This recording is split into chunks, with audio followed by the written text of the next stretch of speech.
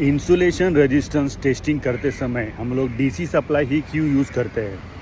Simple answer है, जब कोई इंस्ट्रूमेंट है अगर वो बहुत देर तक पड़ा हुआ है तो उसके ऊपर डस्ट, मॉलिक्यूल्स, मॉइस्चर कंटामिनेशन जमा हो जाते हैं, तो उसके वजह से लीकेज करंट ज़्यादा फ्लो होता है, राइट? तो वो हार्मफुल होता है इंसुलेशन के लिए, तो ऑब्वियसली पावर लॉस होगा तो डैमेज हो जाएगा।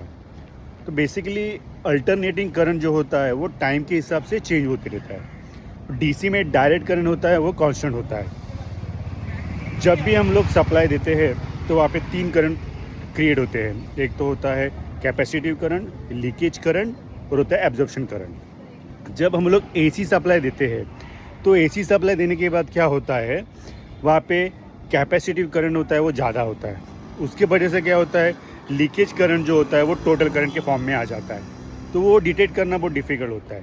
सो एसी अगर आप यूज़ करोगे तो आपको इंटरनल फॉल्ट्स समझ में आ जाएंगे, लेकिन लीकेज करंट नहीं और सरफेस लेवल नहीं समझ में आएगा। लेकिन डीसी में क्या होता है, जब हम लोग डीसी देते हैं तो वहाँ पे क्या है कि इनिशियली कैपेसिटिव करंट चार्ज हो जाता है, चार्ज होने के बाद वो फिर फॉल हो जाता है, मतलब कम हो जाता है वो। तो उस समय में क्या होता है, लीकेज करंट बढ़ जाता है, लीकेज करंट ज़्यादा रहता है। तो लीकेज करंट ज़्यादा होने की वजह से हम लोग उसको इजीली कैलकुलेट कर सकते हैं फॉर इंसुलेशन रेजिस्टेंस मेजरमेंट करने के लिए। इसलिए आपको जब डीसी आप यूज़ करोगे तो आपको स्टेबल रीडिंग मिलेगी, आप उस रीडिंग को रिलायबल कर सकते हो, ट्रस्ट कर सकते हो।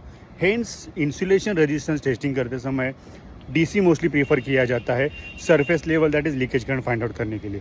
लेकिन अगर आपको डीपर एनालिसिस करना है तो go with the AC, that is M10। तो डीसी के लिए IR टेस्टर यूज़ करो, 5 kPa 10 kPa, और डीपर एनालिसिस करना है तो M10 यूज़ करो। Thank you.